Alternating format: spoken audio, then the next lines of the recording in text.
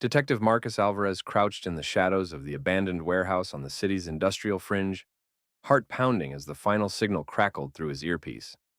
For months, he had worked deep undercover, cultivating informants in the Rio Santos cartel, tracing the flow of laundered money up to the bosses. Tonight was supposed to be the climax. Federal agents, his own IPD narcotics squad, and the DEA task force, all waiting to descend the moment the courier arrived. He heard the distant roar of engines as marked, unmarked vans pulled into position outside. He checked his watch. 2:03 a.m. In his coat pocket, the microtransmitter hummed reassurance back to headquarters. Then, the loading bay door groaned open, and a lone figure slipped inside carrying a bulging briefcase. Marcus signaled, and the door slammed shut behind him. Everything went wrong in an instant. Before he could step forward to identify himself, a team of agents in black tactical gear stormed the building. Flashbangs detonated, and bright lights blinded his sight. Handcuffs snapped around his wrists before he could shout, "I'm with you!" Someone shouted, "Detective Alvarez, you're under arrest for accepting a $5 million bribe." Confusion and disbelief churned through him as he was led into the harsh glare of floodlights. Photographers' flashes staccatoed in the night, capturing the image of a detective who only minutes before had sworn to bring these criminals to justice. Forensics technicians snapped pictures of the briefcase, opened to reveal stacks of marked bills. An overzealous agent held up phone records, allegedly showing calls between Marcus and the cartel's money broker. By dawn, headlines screamed, "Top cop turned corrupt," and "Detective caught red-handed." His badge was stripped in humiliating ceremony at the precinct, and his name was dragged through every news cycle. Neighbors who once nodded at him on the street crossed to the other sidewalk. His two young daughters watched the live broadcasts in horror as their father was fingerprinted and booked for crimes he hadn't committed. Standing alone in a grim holding cell, Marcus felt the world collapse around him. The sting meant to expose the cartel had instead ensnared him. Every scrap of evidence pointed to betrayal, from doctored phone logs to planted fingerprints. Yet, as the cold metal door slammed shut, a spark of defiance ignited in him. He would not go quietly. Someone had set him up, and Marcus Alvarez vowed that he would expose the true thieves, clear his name, and reclaim the badge that defined him. Detective Marcus Alvarez awoke to the harsh clang of metal on concrete and the acrid sting of fluorescent lights reflecting off the cinder-block walls of his holding cell. Gone were the crisp uniform and polished badge. Instead, he wore a standard-issue jumpsuit, its fabric scratchy and ill-fitting. The narrow cot offered little comfort, and the single metal sink in the corner dripped with a hollow echo. He sat up, rubbing the back of his head where it throbbed from the late-night struggle. Through the bars, he watched fellow inmates shuffle past. Some hardened criminals, others like him, caught in circumstances they swore were unjust. A guard barked an order and slammed a steel door, sealing Marcus's new reality. He was now inmate A4721, not Detective Alvarez of Internal Affairs. That afternoon, he met his court-appointed attorney in a dimly lit interview room. The public defender, weary and overworked, leafed through the prosecution's file. The briefcase of marked bills, phone company records showing calls at compromising times, and the lab report supposedly bearing Marcus's fingerprints in the crease of a ledger. "Mr. Alvarez," the attorney said gently, "this looks unmistakable. Unless we can dig up hard exculpatory evidence fast, the judge won't lift your detention." Marcus's jaw clenched. "I was set up. My car was broken into. They planted that money. My calls were doctored." His voice grew tight. "I need someone to think outside the box." The attorney leaned back, skepticism in his eyes. "Detectives framing detectives is rare. We can press for bail, but it'll take weeks, assuming we convince a judge you're not a flight risk." Left alone again in the cell, Marcus paced the length of the room, his mind racing through every detail of the warehouse raid. He recalled the masked courier slipping past him, the moment the flashbang knocked him off balance, and the sudden surge of armed agents who tackled him without warning. Something about the operation had felt off, but he had chalked it up to the chaos of a sting. Now he knew better.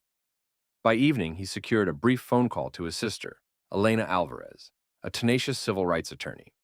Her voice on the other end crackled with concern. Marcus, I'll review every bit of that case file. There's no way you took that bribe. We'll find the truth. During the mandated lights-out lockdown, Marcus lay on the cot, eyes tracing the ceiling's peeling paint. He replayed the clues he had discarded in the adrenaline of the raid. The courier's hesitant gait, the fleeting glimpse of a tattoo he recognized from a precinct informant list. The offhand remark by Captain Hayes, his former supervisor, about wrapping this up no matter the cost. Each detail glowed with new significance. As the cell block fell into uneasy silence, Marcus resolved that his jailer would be time, and that he would use every waking moment to orchestrate his own defense. Isolation, he decided, would not break him. Instead, it would steel his resolve to unmask the conspiracy and reclaim his life and badge, one painstaking step at a time. By the time Marcus Alvarez walked free on bail, the late summer sun had begun its lazy descent over the city skyline, but inside his rented studio apartment, darkness still reigned. Cardboard boxes bore the emblems of his former life, evidence room files, framed commendations, family photos, scattered across the floor. On his makeshift desk, his sister Elena's laptop glowed under a single desk lamp, its screen filled with spreadsheets and surveillance stills.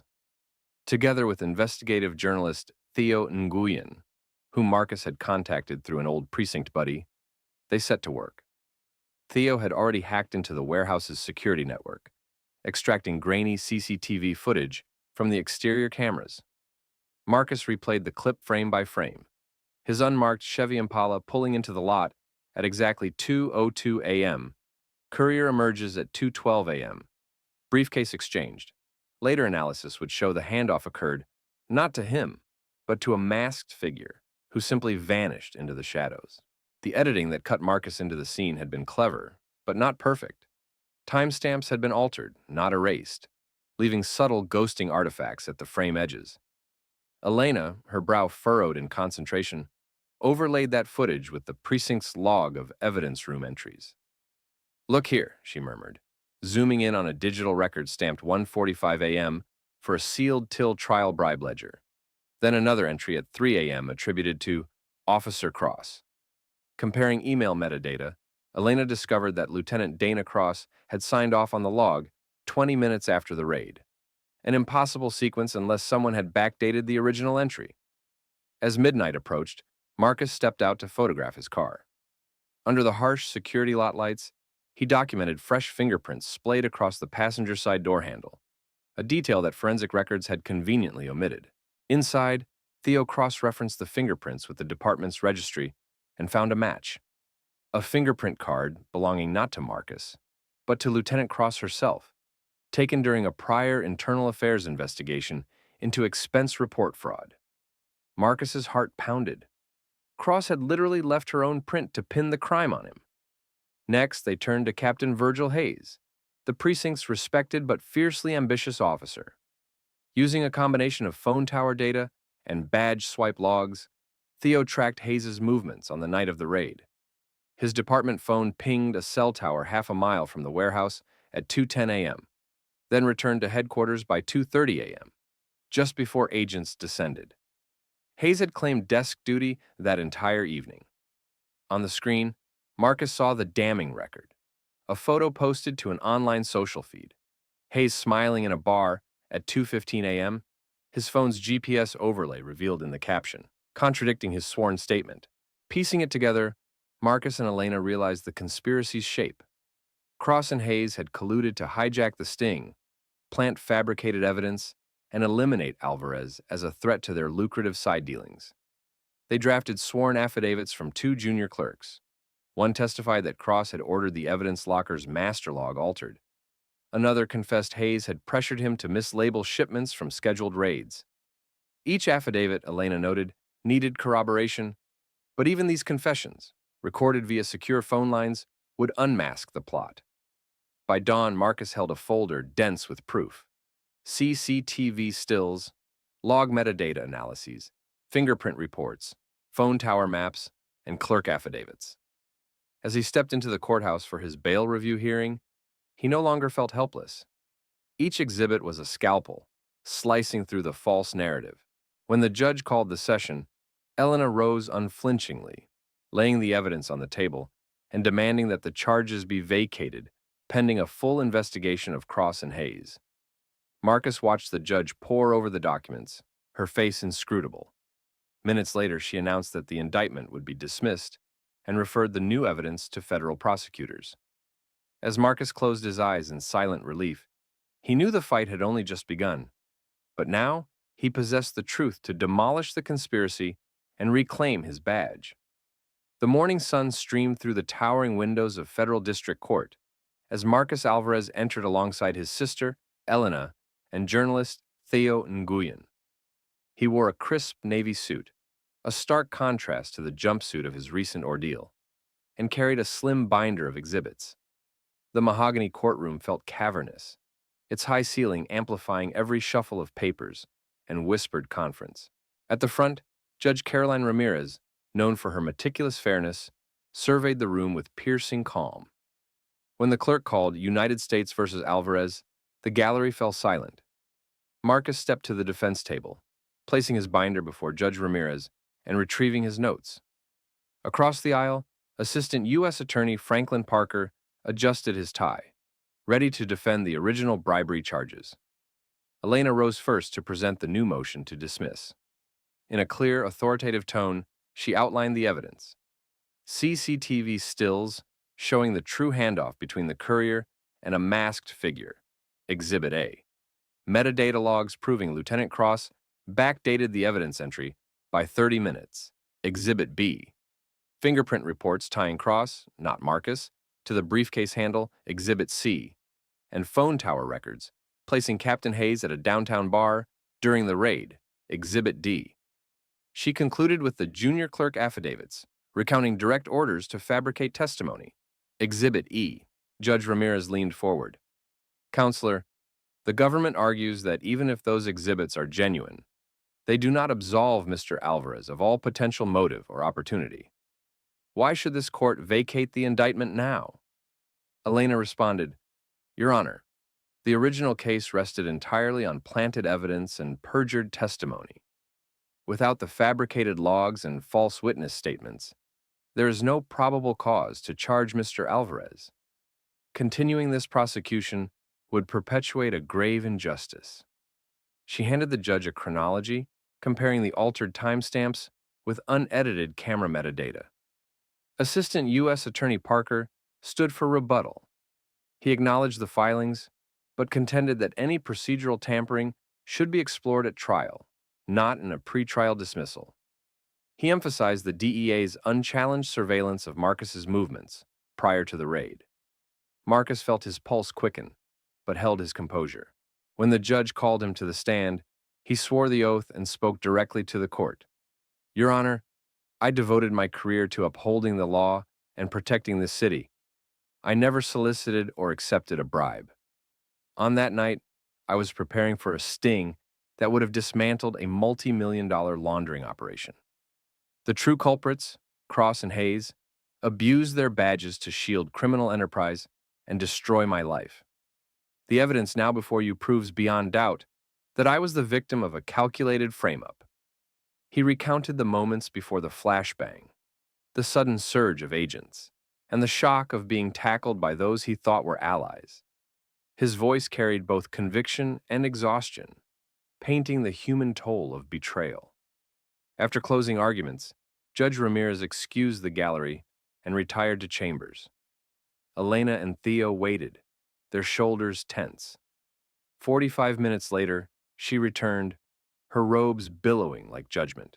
In light of the newly presented evidence demonstrating a systematic conspiracy to fabricate and plant incriminating proof, she began, the court finds the indictment against Mr. Alvarez fundamentally invalid. The government's case is hereby dismissed with prejudice, and the clerk is directed to vacate all associated warrants. Furthermore, the court will refer Lieutenant Cross and Captain Hayes to the appropriate prosecutorial authorities for criminal investigation. A collective exhale filled the courtroom as Marcus closed his eyes, relief washing over him. In that moment, Vindication was more than a personal triumph. It was a reaffirmation of justice itself. As the gavel came down, Marcus understood that clearing his name was just the beginning. The real work of restoring his life and rebuilding trust had only just begun. By the time Marcus Alvarez walked back into the precinct lobby, his reputation in tatters, but his spirit unbroken, the buzz of activity had already begun. The new police commissioner, Vanessa Cortez, had summoned him the day after his exoneration and offered him two choices: retire quietly or lead a brand new internal integrity task force. Marcus needed no time to consider. He reported for duty the following Monday, stepping into a corner office with a single steel desk, a phone, and an empty bulletin board waiting to be filled with evidence. Commissioner Cortez instructed him to build a team of investigators untainted by scandal. Marcus handpicked 4 detectives, 3 seasoned officers known for their incorruptible records, and 1 young analyst fresh out of the academy with a background in forensic accounting. Their first assignment: audit the department's confiscated assets unit, where millions in drug seizure money had mysteriously vanished over the past 5 years. Within days, the task force uncovered discrepancies so glaring they read like a confession. Ledgers appeared to have line items altered, deposit slips forged, and safe combinations changed without authorization. Marcus and his team coordinated with the city auditor's office to freeze all asset accounts pending investigation. Their first arrests came 2 weeks later. Sergeant Douglas Reyes and Officer Helen Nguyen were cuffed at their desks, stunned to find themselves the targets of Marcus's subpoenas. The charges: embezzlement of over $750,000 in confiscated cash and falsification of official reports. News of the arrests rippled through the department like an electric shock. Some veterans whispered that Marcus had moved too fast, while others, particularly younger officers, cheered a long overdue reckoning. At a precinct roll call that Monday, Marcus faced his former peers. His voice, steady and authoritative, outlined the task force's mission: root out corruption, restore public trust, and ensure that every officer wore the badge with honor. The next month unfolded in a blur of forensics, raids, and courtroom proceedings. Evidence from Reyes's financial records led to the indictment of Lieutenant Adrian Cross for facilitating bribe payments in exchange for dropped charges. Meanwhile, Officer Nguyen's arrest triggered an internal affairs probe that exposed additional misconduct in an evidence storage warehouse, forcing the suspension of 2 more officers. Marcus personally escorted each suspect to booking, refusing to give them the deference once reserved for his former superiors. He felt none of the old fear, only the conviction that no one was above the law. Community response was cautiously optimistic. Neighborhood councils praised the department's new transparency, and local media covered Marcus's weekly press briefings, highlighting recovered funds now earmarked for youth programs. Commissioner Cortez leveraged the publicity to secure additional funding, expanding the task force to 8 investigators and creating a public-facing dashboard tracking ongoing corruption cases. One afternoon, Marcus visited a halfway house for former addicts, whose cases had been compromised by the very officers now in custody.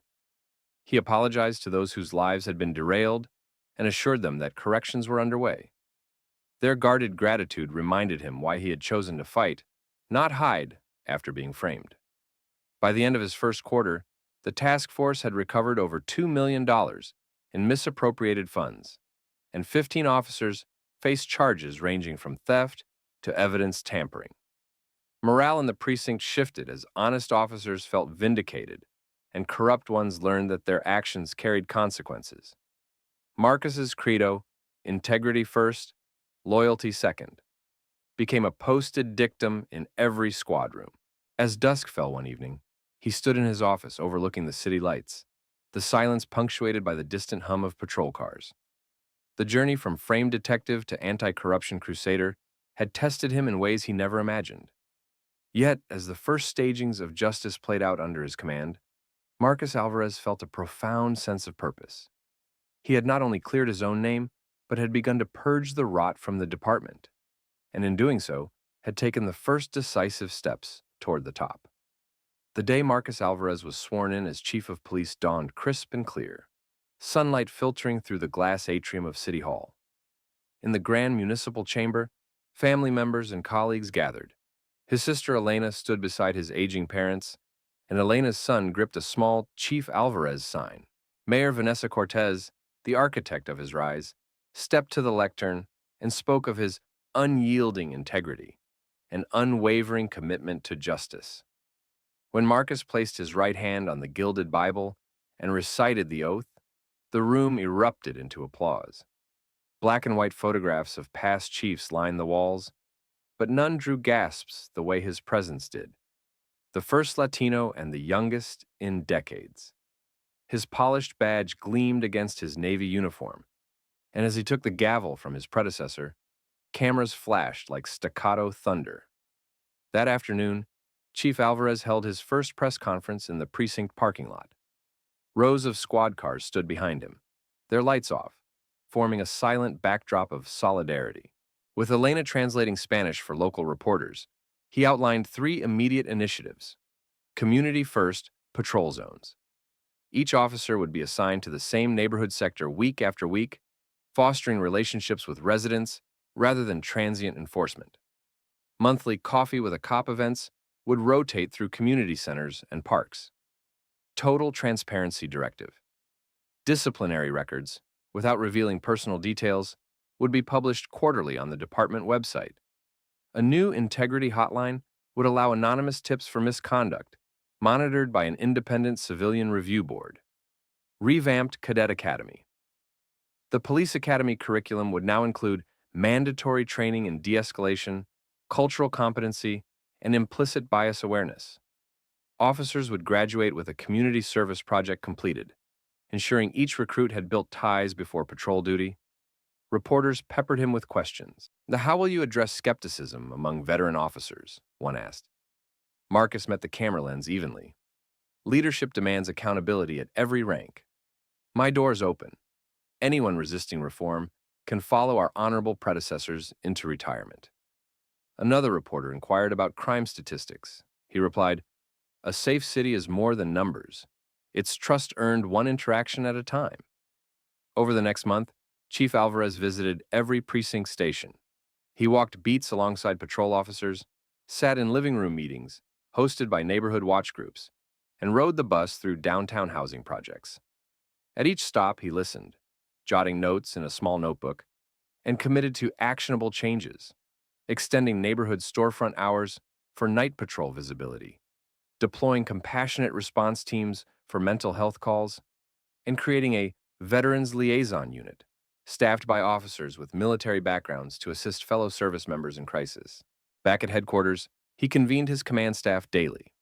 Stacks of recovered assets funds from his task force days now funded body camera upgrades. Logistics officers drew new patrol zone maps. Training officers drafted lesson plans for the academy revamp.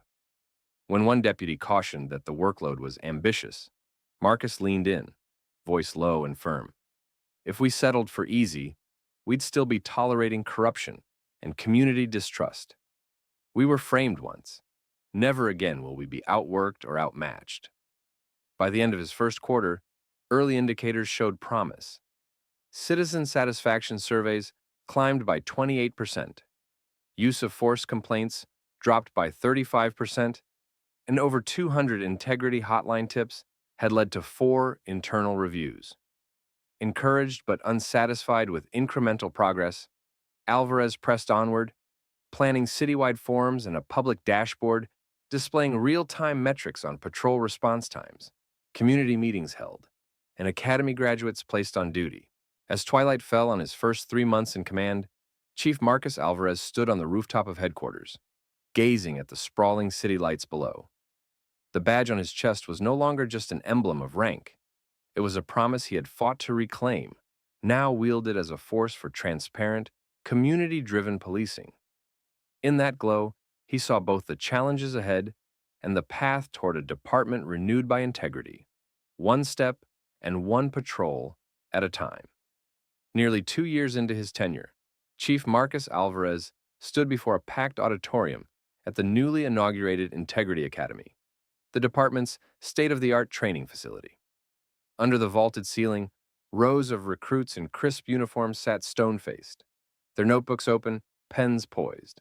Behind him, a gigantic wall-mounted screen displayed the department's new motto, "Integrity above all." As the cameras flashed and reporters murmured, Marcus adjusted the mic and began, "Welcome to the Integrity Academy, where we forge not just officers, but guardians of public trust. Each of you will learn firearms safety, de-escalation techniques, and procedural law. But more importantly, you will learn why ethics must guide every decision you make in the field." He cued the screen to a montage. Officers stepping off patrol cars to help stranded motorists, a squad rolling out free bike safety workshops for children, an internal affairs investigator reviewing a misconduct tip and acting within hours. The images underscored a simple truth: when the badge is clean, every badge on the street is safer. After the presentation, Marcus toured the training bays with Deputy Chief Leah O'Connor. They watched recruits navigate a split-second judgment simulator, deciding whether to draw a weapon or call for backup when confronted with an agitated subject. Nearby, veteran officers coached cadets on implicit bias scenarios, reminding them that every suspect is first a citizen. Outside, a bronze plaque commemorated the recovered $5 million in embezzled funds turned toward community programs, scholarships, recreation centers, mental health clinics. Underneath it, a second plaque honored the names of officers who had fallen in the line of duty. Marcus laid a wreath there each quarter, a ritual reminding the academy that service and sacrifice go hand in hand. Later that afternoon, he convened the first meeting of the department's Civilian Oversight Council in a glass-walled conference room overlooking the city. Community leaders, clergy, neighborhood watch captains, and local business owners sat around the table. Marcus thanked them for their unwavering partnership and presented quarterly transparency reports. Use of force incidents down 40%, citizen satisfaction surveys up 35%, and internal affairs investigations resolved within an average of 72 hours. Council Chair Angela Kim leaned forward. "Chief Alvarez, these numbers are impressive. But how do we ensure this momentum endures beyond your tenure?" Marcus met her gaze. "By embedding integrity into our DNA. That means continued funding for this academy, regular community audits, and rotating civilian review members, so fresh perspectives keep us honest. It means every aspiring chief must win the consent of the governed before donning the uniform." As dusk settled, Marcus drove the final patrol of the day through a neighborhood block he once patrolled as a rookie. The solar-lit sidewalks, painted murals on lamp posts installed by community volunteers, flashed past his window. He parked discreetly and stepped out, leaning against his cruiser to watch families strolling home after dinner, teenagers practicing basketball under well-lit hoops, and a small group of officers chatting with residents on a stoop. He pulled a small notebook from his pocket and wrote a single line: "Integrity is earned every day." Then he closed it and walked back to his car, a steady silhouette against the city lights. Chief Marcus Alvarez's journey, from a framed detective to the department's top leader, had become more than a personal triumph. It had reshaped an institution, and as he merged back into the flow of evening traffic, he carried with him a legacy sealed not by rank or power, but by the unwavering belief that true leadership demands accountability, transparency, and an unbreakable bond of trust between police and community.